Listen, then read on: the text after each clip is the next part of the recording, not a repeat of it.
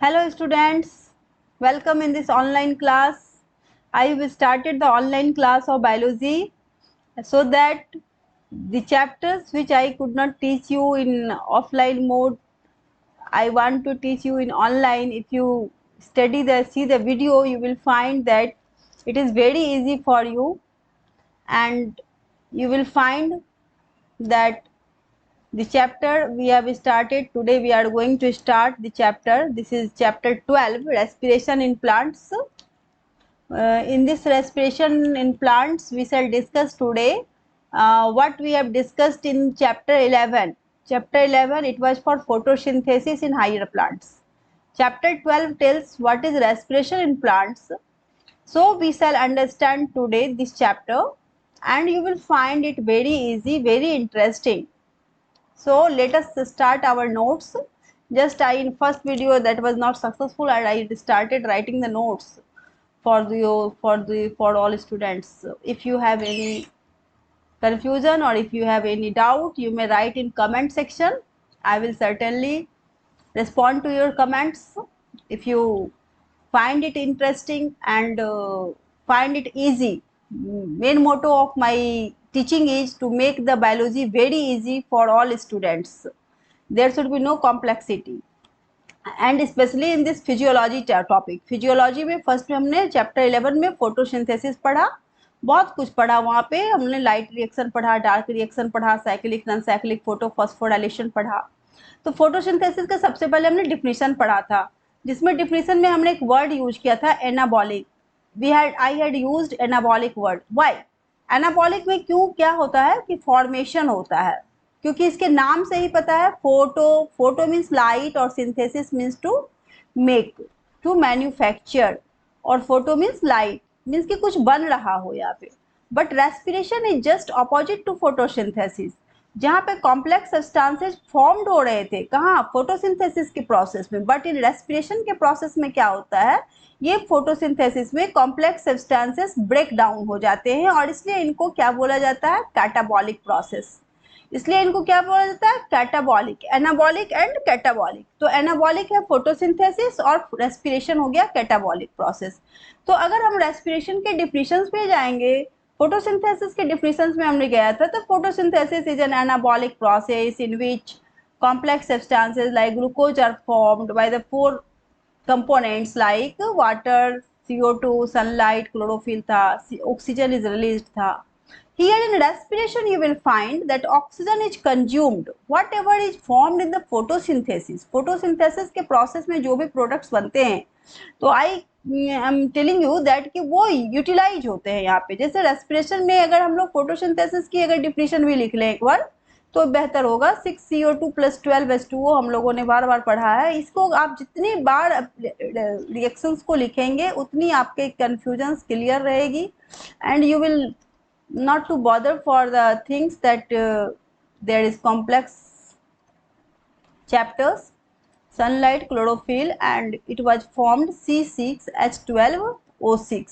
तो यही ग्लूकोज जो बन रहा था, ग्लूकोज, और we can say starch, we can say sucrose, whatever in the form of it is formed the hexose sugar, and simultaneously oxygen is released and some H2O also. This was the equation of photosynthesis. But today we shall study the equation of photosynthesis for respiration, in which C6H12O6 plus 6O2 plus 6O2 oxygen देंगे, because जो food आपने खाया है, glucose जो आपने consume किया, उसका oxidation होगा, और ऑक्सीडेशन के बाद जो ब्रेक डाउन होगा तो carbon dioxide and H2O release होगा, and simultaneously a lot of ATP will be released, energy, lot of energy. We shall study 38 ATP energy will be released.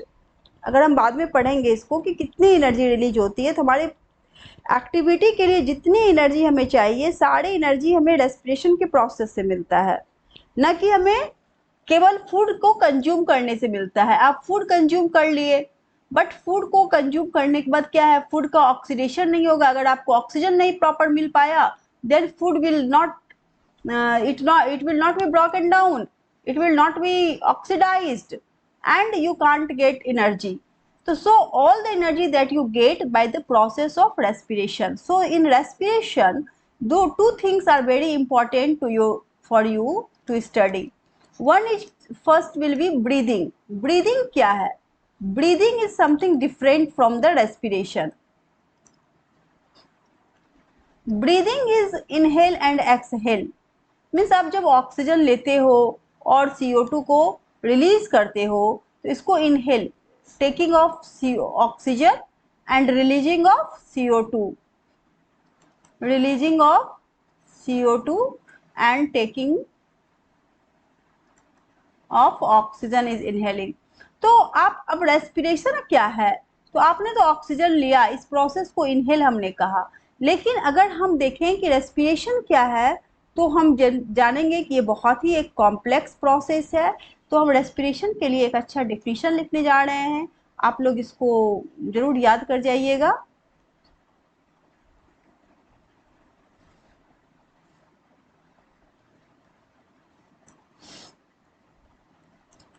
What happened?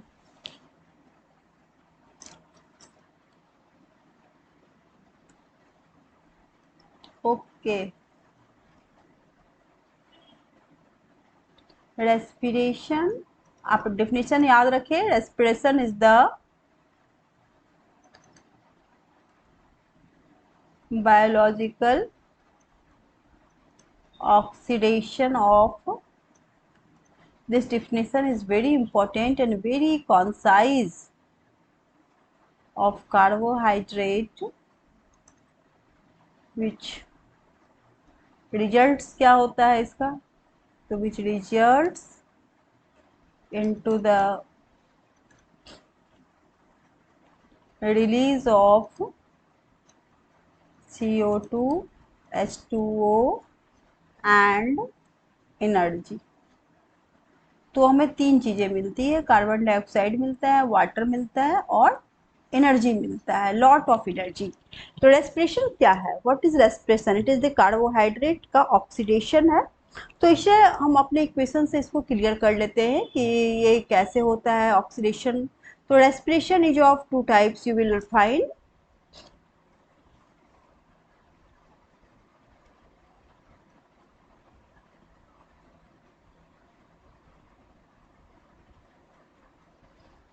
One will be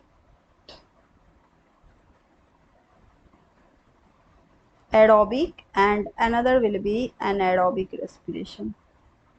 In aerobic respiration, you will find that oxygen is required, but in anaerobic respiration, oxygen is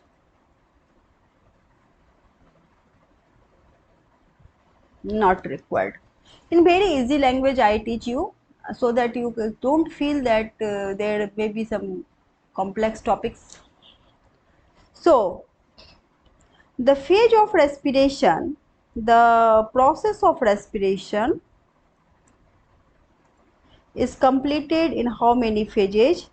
The first phase, that will be called as glycolysis.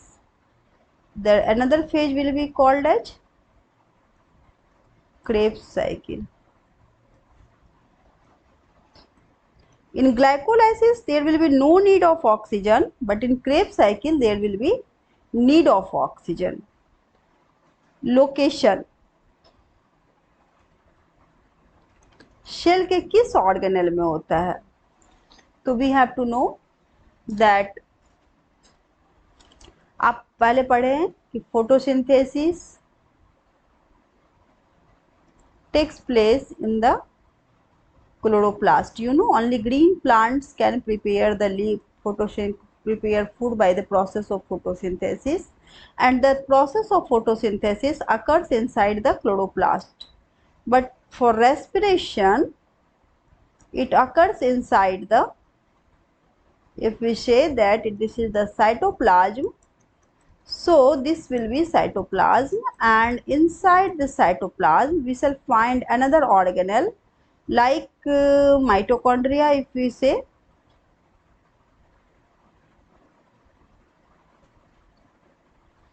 There are nucleus also. There are many type of organelles, but we actually in during reading of respiration we have to need to study only mitochondria and we have to study only cytoplasm. तो glycolysis कहाँ होता है? Glycolysis होता है cytoplasm में। और Krebs cycle कहाँ होता है? तो माइटोकॉन्ड्रिया में होता है। These are some topics that you have to know. And further we have to study how does it happen. तो ग्लाइकोलाइसिस में हम क्या पढ़ेंगे? एज इट्स नेम सजेस्ट, कोई भी नाम जब बायोलॉजिकल टर्म होता है तो वो अक्सर उसको आप ब्रेक डाउन कीजिए and you will find the meaning. Like glyco it is glucose और लाइसिस का मतलब होता है ब्रेक्स डाउन। तो यहाँ भी ग्लूकोज जो है ब्रेक डाउन हो रहा है, बट ग्लूकोज जब ब्रेक डाउन होता है तो एटीपी एनर्जी बनना चाहिए था, but not all energy are formed only by the process of glycolysis. तो ग्लाइकोलाइसिस तब तैयार होता है जब हमारे पास ऑक्सीजन नहीं भी हो तो भी ग्लाइकोलाइसिस की प्रोसेस होती रहेगी। लेकिन ग्लाइकोलाइसिस के बाद जो प्रोडक्ट बनने वाले हैं, ग्लाइकोलाइसिस में क्या होगा? Glucose, one molecule of glucose will be started and two molecules of pyruvic acid will be formed. Two molecules of pyruvic acid will be formed by the process of glycolysis. कहाँ होता है? तो cytoplasm में होता है। ये to molecules of और यहाँ पर ग्लूकोज वन मॉलिक्यूल आपको लगेगा। तो अब आप समझेंगे कि जब पायरुविक एसिड का फॉर्मेशन होता है तो अगर इस सेल में जहाँ पे साइटोप्लाज्म में ग्लूकोज के का ऑक्सीडेशन स्टार्ट हो रहा था और ग्लाइकोलाइसिस हो रही थी और पायरुवेट का फॉर्मेशन हो चुका है। किस चीज का फॉर्मेशन हो चुका है? पायरुवेट यानी pyruvic acid. This pyruvic acid will, if there is no oxygen in this cell, cell में अगर ऑक्सीजन नहीं होगा, then this pyruvic acid is of no use, no further use, it will not be oxidized completely and no energy will be liberated. Only it will work when there will be sufficient oxygen in the cell. Sufficient oxygen in the cell, only then it will work. This is the mitochondria if I am talking, and the pyruvic acid will enter the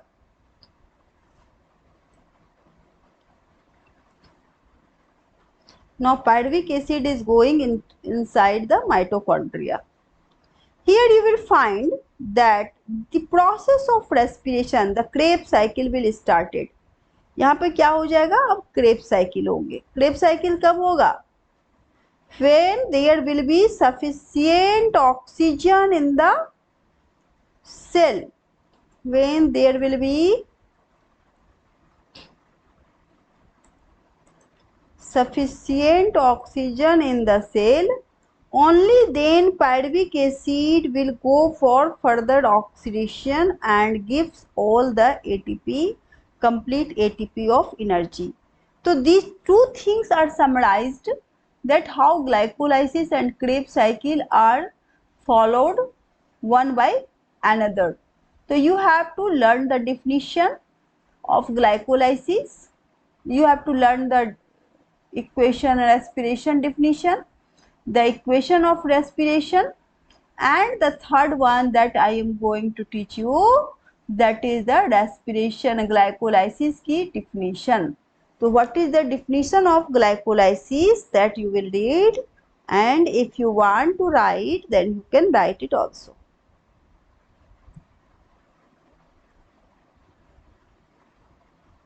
So you can write the sequence of action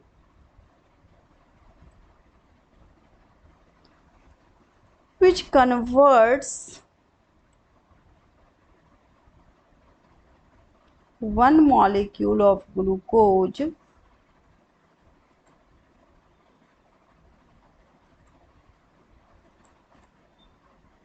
into two molecules of pyruvic acid with several intermediate steps. There are so many steps that I am going to discuss also. Steps in presence of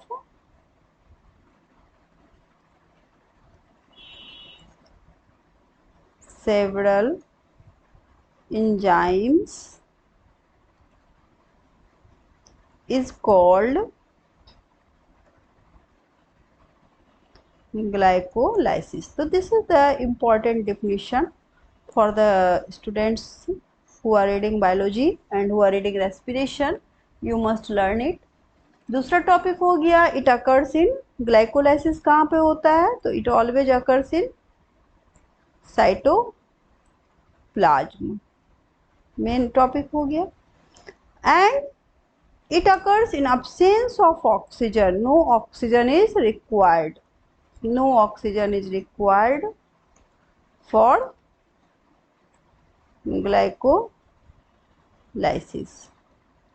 But glycolysis results into,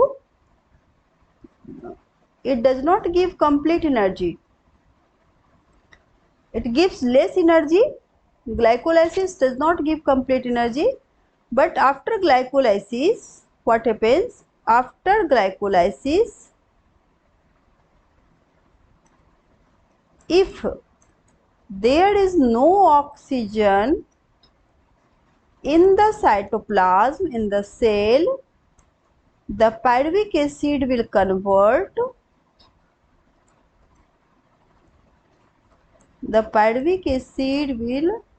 convert into lactic acid, and this lactic acid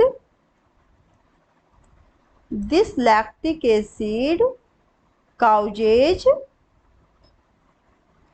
muscular spasm.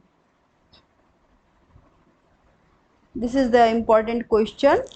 Why do we feel muscular spasm and why do we feel muscular pains? This is the main reason that glycolysis happens, and after that there is no oxygen in the cell, the pyruvic acid converts into lactic acid. But if there is another condition also, so there are three conditions. What is the fate of pyruvic acid? If we say fate of pyruvic acid का fate क्या है? तो fate means कि उसका भाग्य क्या होगा? तो भाग्य ये है कि इन प्रेजेंस ऑफ ऑक्सीजन, और एक होगा इन अब्सेंस ऑफ ऑक्सीजन. अगर इन अब्सेंस ऑफ ऑक्सीजन, तो प्रेजेंस ऑफ ऑक्सीजन में क्या होगा? तो क्रेब्स साइकिल प्रोसेस होगा, माइटोकॉन्ड्रिया में होगा, एंट्री हो जाएगा माइटोकॉन्ड्रिया में, और mitochondria is the powerhouse of the cell. Already you know, आज ये बात क्लियर आपकी हो गई कि माइटोकॉन्ड्रिया को हम लोग powerhouse of the cell क्यों कहते हैं. माइटोकॉन्ड्रिया को powerhouse of the cell कहते हैं क्योंकि वहां पे मैक्सिमम एनर्जी हमारी जो फॉर्मेशन होती है during the process of respiration and during the process of Krebs cycle, all the energy are formed inside mitochondria. So it is called powerhouse of the cell. And in absence of oxygen क्या होगा? Lactic acid का formation हो जाएगा, और lactic acid क्या cause करेगा? तो muscular spasm cause करेगा. So then we have to understand how glycolysis occurs. So we can understand by the book also. थोड़ा बुक भी आप पढ़ लीजिए. बुक आपकी जो है, मेरा तो मेन टारगेट ये है कि आपकी बुक इतनी इजी हो आपके लिए कि आपको इंटरेस्टिंग लगे. आप बार बार बुक खोलकर बुक पढ़ें. जितनी बार बुक पढ़ेंगे you will find it so easy. And आपको बुक को 25 बार भी पढ़ना पड़ सकता है, आपको 10 बार पढ़ना सकता है. जैसा आप पढ़ेंगे उतना आपकी कॉन्सेप्ट क्लियर होगी. तो रेस्पिरेशन का हम लोगों ने पढ़ लिया है, रेस्पिरेशन की डिफिनेशंस पढ़ी है, एटीपी का फॉर्मेशन होता है, प्लांट्स कैसे ब्रीद होता है, ये सब बातें हैं.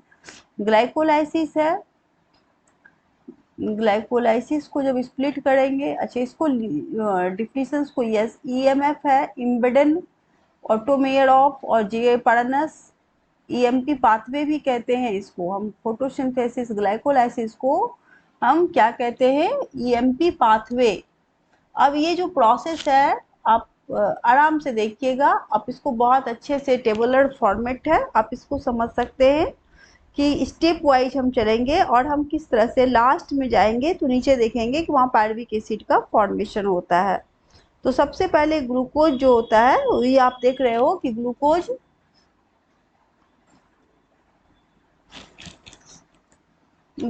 है,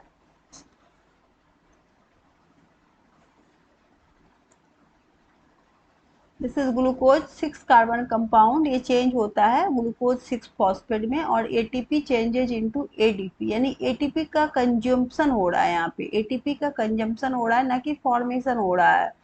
एटीपी जब एडीपी में कन्वर्ट हो जाए दिस मीन्स कि एटीपी इज कंज्यूम्ड, और glucose 6 phosphate then fructose 6 phosphate, again fructose 6 phosphate changes into fructose 1,6 diphosphate, triose phosphate you can C.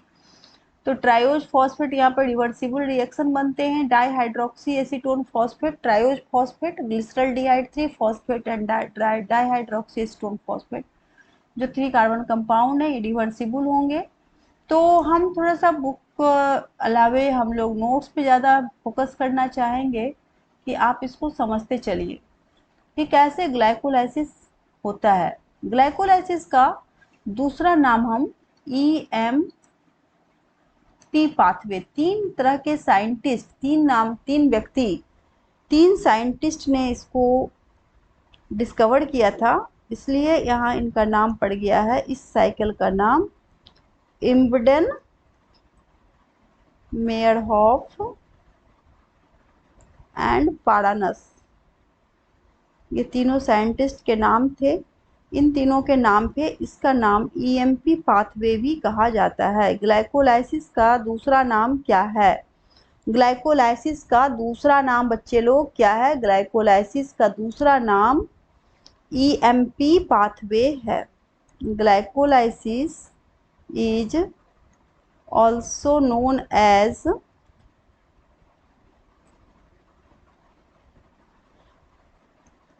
EMP pathway. So if you are asked about what is EMP pathway, you can certainly write all the steps of glycolysis. Now if we start that how glycolysis, how glucose is converted into pyruvic acid, I have told you there are several intermediate steps. First of all, glucose changes into glucose 6 phosphate. Glucose 6 phosphate changes into fructose 6 phosphate.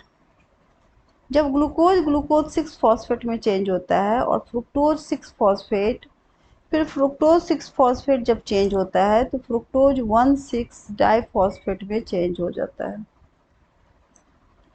ये सब आपको practice से आपको एकदम याद हो जाएगा, आप थोड़ा भी नहीं घबराएंगे, आप जितनी बार प्रैक्टिस करेंगे और you will find so easy.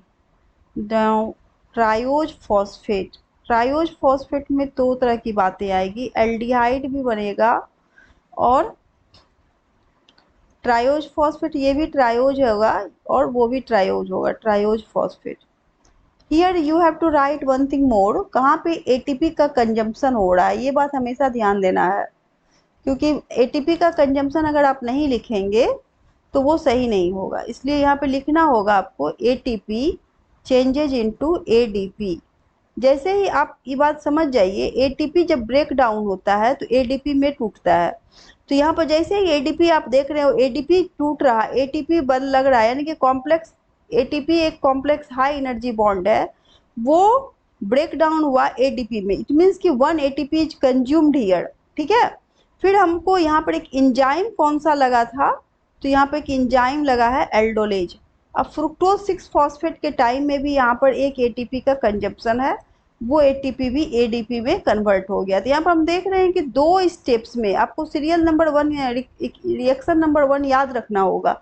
कि फर्स्ट रिएक्शन में एटीपी का कंजम्पशन है, थर्ड रिएक्शन में एटीपी का कंजम्पशन है, और फिर जब हम फ्रुक्टोज 1,6 डाइफॉस्फेट की बात करते हैं तो ये ट्रायोज फॉस्फेट बन रहा है।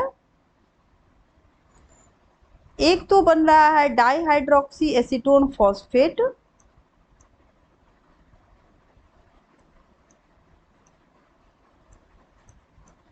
और एक बन रहा है ग्लिसरल्डिहाइड। यानी एल्डिहाइड और कीटोन पढ़े हैं कि नहीं आप लोग, केमिस्ट्री में पढ़ने का है एल्डिहाइड और कीटोन, ग्लिसरल्डिहाइड 3 फॉस्फेट। तो किस तरह से होगा, तो आप थोड़ा बुक भी देखते चलिए। बुक अगर आप नहीं देखेंगे तो आपको बुक से फिर दोस्ती नहीं होगी, बुक से दोस्ती करनी है ताकि बुक आपको हेल्प करेगा। क्लियर कॉन्सेप्ट हमेशा मिलता रहता है बुक से ही। तो जब कभी आपको लगे कहीं भी कंफ्यूजन हो तो आप बुक खोल के आप देखिए। Glyceraldehyde 3 phosphate, dihydroxy acetone phosphate, दोनों ट्रायोज फॉस्फेट हैं, दोनों 3 कार्बन है। और हमने ये देखा कि यहाँ पे जो ग्लिसरल्डिहाइड 3 फॉस्फेट है वो अब एल्डिहाइड बनने लगा फॉस्फोग्लिसरिक एसिड में, 2 फॉस्फोग्लिसरिक एसिड में फॉर्मेशन हो जाएगा। तो 1,3 diphosphoglyceric acid.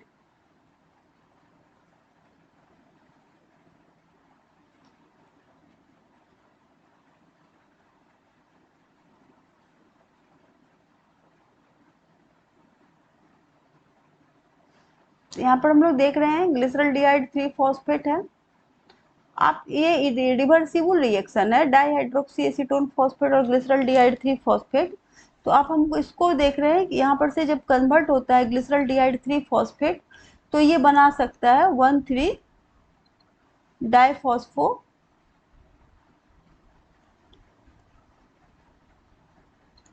glyceric acid, then again converted into 3 phosphoglyceric acid,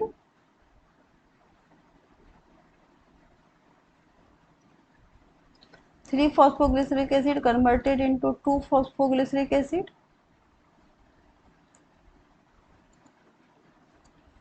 2 phosphoglyceric acid converted into phosphoenol pyruvate, PEP, we can say phospho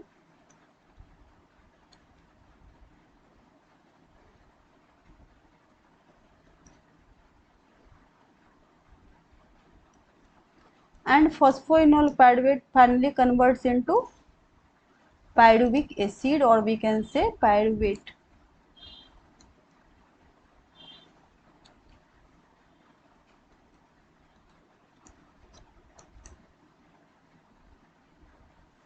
Now again we are going to the book, that where are the ATP is consumed, that you have seen, and where ATP is formed also. How many ATP will be formed during glycolysis? तो हमें हमेशा expense और product को ध्यान देना है, कितना expense हुआ एडीपी का और एटीपी का और कितना प्रोडक्ट हुआ। तो यहाँ पर हम देखें कि 2 एटीपी का कंजम्पशन हम देख चुके हैं। अब जिस समय triose phosphate glyceraldehyde 3 phosphoglyceric acid बन रहा है 1,3 डाइफॉस्फोग्लिसरिक एसिड में, तो उस समय NAD कन्वर्ट इनटू NADH यानी हाई एनर्जी बॉन्ड का यहाँ पर कंजम्पशन हो रहा है। फिर यहाँ पर आप देख रहे हैं कि तो how many reactions are there, तो आप अगर रिएक्शंस का नामकरण कर दीजिए, रिएक्शंस को बना दीजिए। ये 1 रिएक्शन हो गया, ये 2 हो गया, 3, 4, 5, वी कैन से इट 5 और नॉट रिवर्सिबल को छोड़ दें, 5, 6, 7, 8, 9. 9 reactions are taking place, and the consumption of ATP is taking place in the first reaction. The ATP is consumption taking place in third reaction, and in sixth reaction what is happening, fifth reaction क्या हो रहा है, तो NAD वहाँ पे भी convert हो रहा है, NAD यहाँ पर फॉर्मेशन हो रहा है, वहाँ पर कंजम्पशन था लेकिन यहाँ फॉर्मेशन हो रहा है, NADH का फॉर्मेशन हो रहा है, यहाँ पर ADP का कंजम्पशन, ATP का फॉर्मेशन हो रहा है, यहाँ पर ये ध्यान देना है, ATP इज फॉर्म्ड। फिर again we shall see last reaction में ATP का फॉर्मेशन होता है। तो two steps of glycolysis, two molecules of pyruvic acid are formed.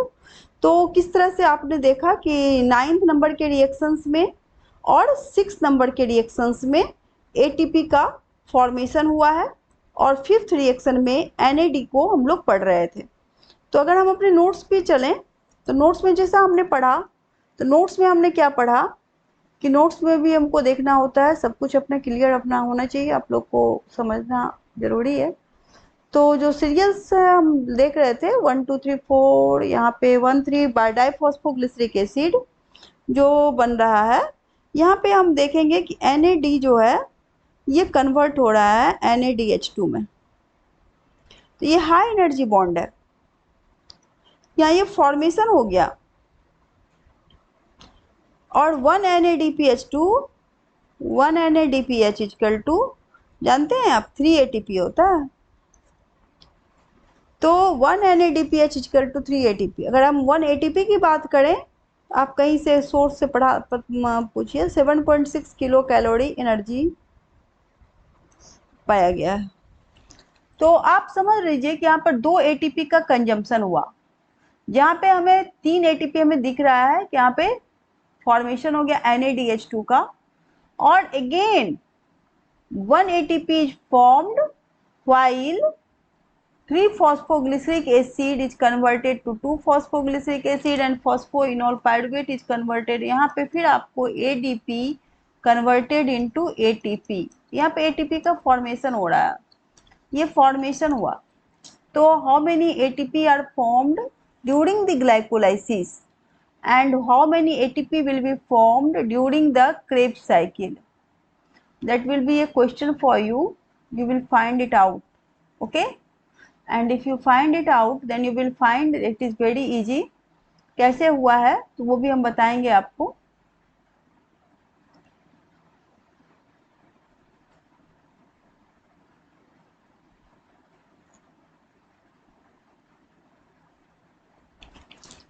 एक एटीपी का फॉर्मेशन हम यहाँ भी दिखाएंगे, एडीपी फॉर्म्ड इनटू एटीपी। तब यहाँ पर देख लीजिए आपका एटीपी का रिएक्शन, एटीपी का फॉर्मेशन हो गया, 2 एटीपी का फॉर्मेशन हो रहा है, 2 कंजम्पशन हो रहा है, और उधर NADH2 का फॉर्मेशन हो गया। तो this is whole process of glycolysis, and it takes place in the presence of different types of enzymes. So what are the enzymes that you will write when you will read the book? You will find all the things written in the sentence। जो भी बातें अभी हमने कहा है, सारी बातें कहाँ लिखा हुआ है, तो बुक में आपके सेंटेंस में लिखी हुई है, इसको आप पढ़ेंगे और it is very easy for you. And next we shall study the topic Krebs cycle। okay, thank you।